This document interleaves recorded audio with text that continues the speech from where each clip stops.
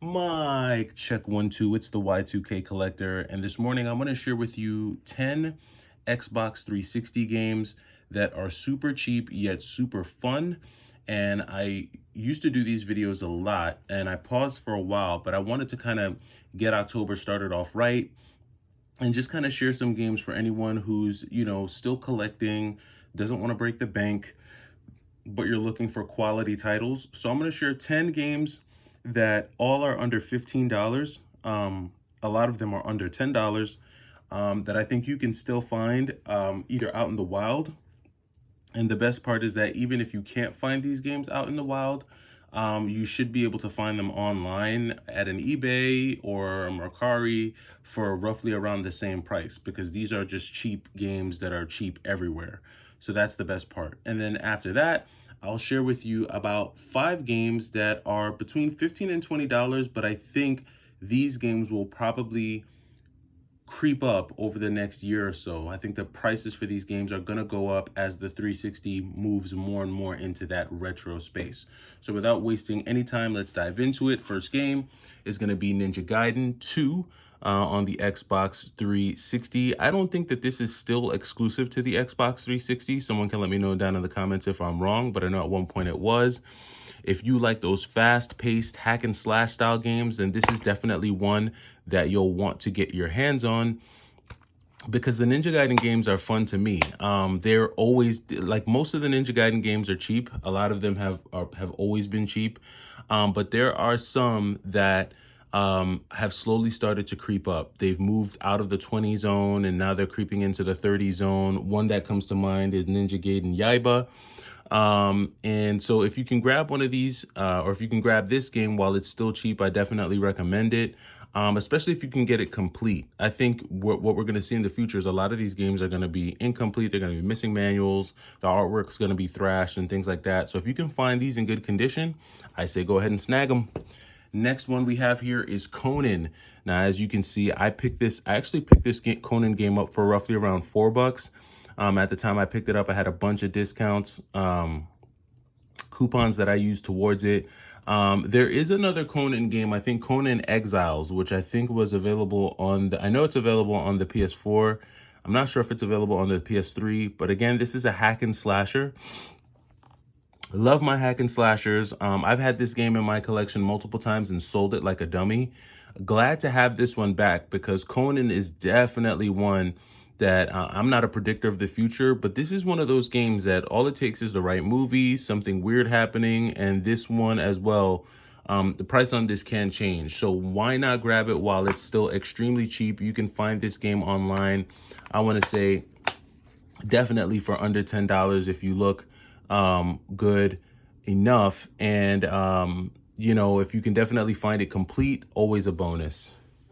Next one we have here is Golden Axe Beast Rider. So another one of those hack and slashers. I'm a huge hack and slash fan. You guys are going to notice a trend here with me in these games, these mythological, types of games that we have here. I was a fan of the whole Golden Axe series on the Sega Genesis, 1 through 3, beat all 3. And this is one that I wanted to try out. And when I played this game a little bit, it was fun. It's linear. It's a bit linear in the gameplay style, but it is a good looking 3D game. So I think that's and this one, it's fluctuated. Like sometimes it looks like it's creeping up, like the price is about to explode, and then it just goes stagnant. So before it gets out of control, this is one that I would definitely add. And again, this one is cheap both online and if you can find it in stores. I think if you find it in GameStop, this is like a $12 game, $13 game or so. So before it hits that $15, $20, $25 zone, definitely one I would look into. Along that line, a Viking, another open world type of hack and slasher, another Sega gem. Sega does a good job with these games. I'm a huge fan of this one as well. This one kind of has that whole Dark Souls type of feel to it. But I do like this game a lot. And for some reason, it's still very cheap. This is another one you can get for $10 or under. Battle for Asgard. I would definitely check this one out. I think if you're into the hack and slash style, you'll get a lot of fun out of this one. Next one up is Cameo. Now this is just another universally cheap game. definitely you can find this under $10. I wouldn't spend more than $6 for this game if you found it at a GameStop for sure. And these are floating around GameStops. The premise of this game is pretty interesting. Young lady here, she's got powers, 4 different types of powers, and she spends the game trying to get all these powers back. Good looking game, a very fun kind of like action platform adventure game. Just a ton of fun on this one, a lot of exploration. And again, if you can find this one complete, definitely get your hands on it before this becomes one of those rare gems, as they like to say. 20 years from now, we'll be looking at this and someone will be putting out a video. So I definitely recommend checking out Kameo, especially if you can find it in good condition. And that's the other thing about these games. They're all so cheap that you should be able to find them all in tip-top condition and get a good copy for yourself. Next one up here, Banjo-Kazooie. Now, the graphics on this game is really good. Banjo-Kazooie Nuts and Bolts. I was actually shocked when I started playing this one. You know, adventure game, adventure platformer, 3D.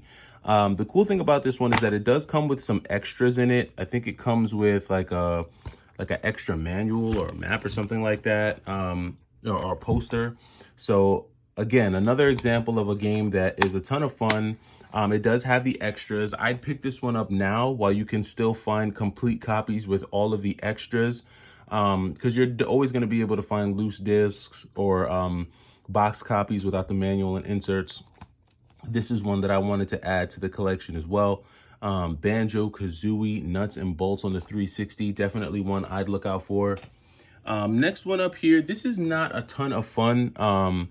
Graphics on this are pretty basic. This plays and feels so much like a PC game. I feel like this is a game that I would have played on like my Windows 95 computer.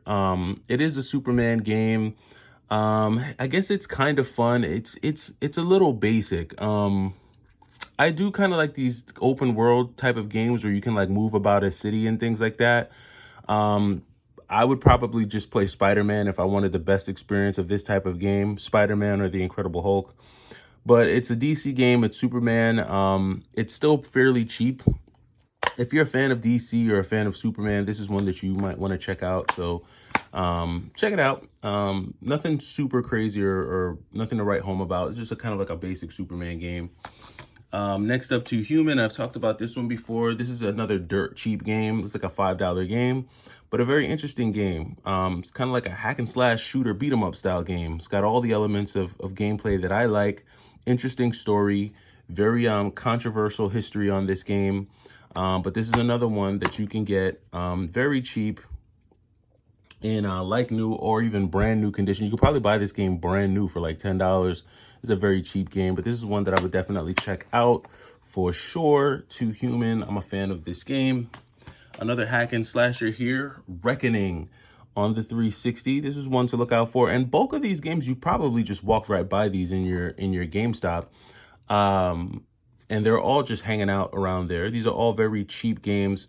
But again, Reckoning, another hack and slasher, kind of medieval style hack and slash game. Another one that you should easily be able to find for like $4, $5. It's a $5 game, but a fun game. It's got some really cool elements, very fun hack and slash action to it. One that I would definitely check out. And then last but not least, Avatar, the game. This is kind of like a sleeper. Avatar is kind of a peculiar game. This is a cheap game for sure. For some reason, GameStop continually had this game at like 28 bucks, and I'm not sure why.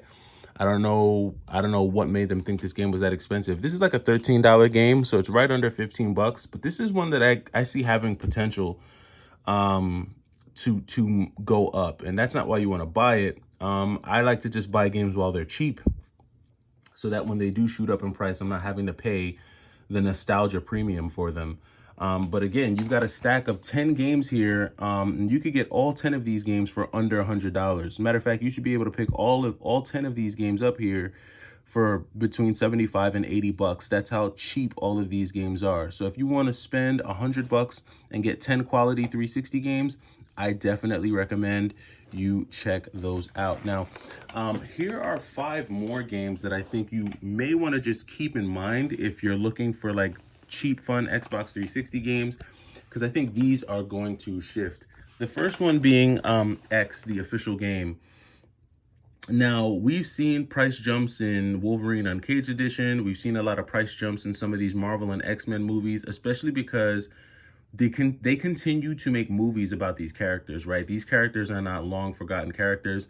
And in fact, in the MCU, we'll probably start to see more of an integration between like the X-Men and the rest of the the MCU. So definitely keep an eye out for some of these X-Men games, these Spider-Man games, because as more movies come out, we're gonna see more of that Deadpool Wolverine effect. This is by no means even close to being as good as Wolverine Uncaged. This is very stiff. It plays like a PlayStation 2 game.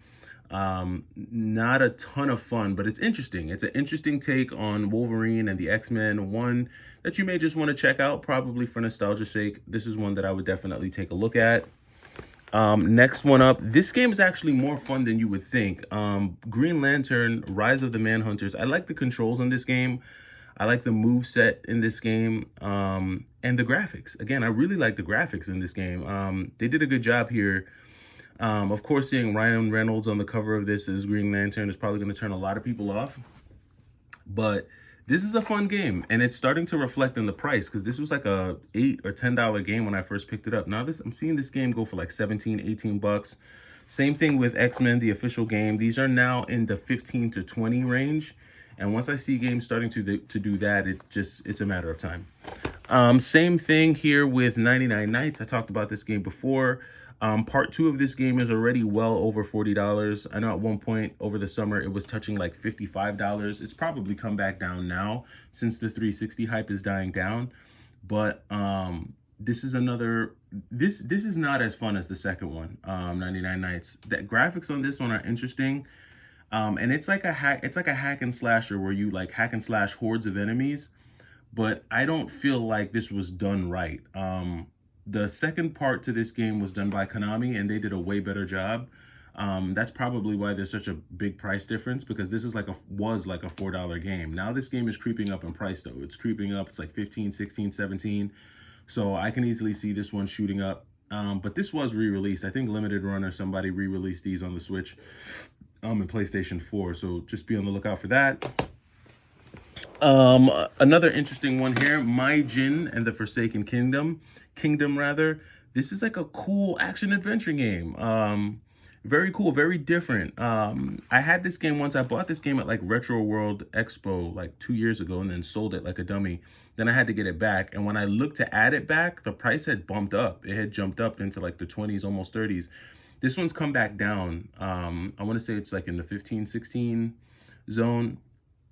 But this is another one of those that, again, just kind of like an off-the-cuff action-adventure game. This is a sleeper, but this one's fun. I like the graphics and I like the gameplay. This is one that I would definitely be on the lookout for. And then last but not least, this is one that I had no clue even existed until I picked it up. But this is Infinite Undiscovery. I'm not a huge RPG guy, but I was in a GameStop one day. I saw this and I wasn't sure if it was an action RPG or a turn-based RPG, and I was moving kind of quick. And so I picked it up, but it wound up being a turn-based RPG. Whoa, somebody's gonna kill me in the comments like, dude, why do you do that to your games? Oh man, and look, I just jacked up the cover of My Jin Forsaken Kingdom. I know, I treat my games horribly sometimes. Infinite Undiscovery is an interesting one. It's like a 2-disc game. This is one that I would definitely kind of take a look into. It's an interesting RPG game. I can't say much about it because I don't know a ton about it, but that's one that I don't see every day on the 360. All of these games will roughly run you between like 15 to 18 bucks. So for under $200, I mean, if you're thinking about spending $200 in the month of September, you can buy a whole lot of fun 360 games without breaking the bank. But let me know, did I miss anything? Are there any other titles that are super cheap and fun to look at? It's the Y2K Collector on a cool Wednesday. Happy Hump Day. Hopefully you're enjoying the day, and I'll be working on some more videos for you guys. I'll catch you in the next video. Take it easy.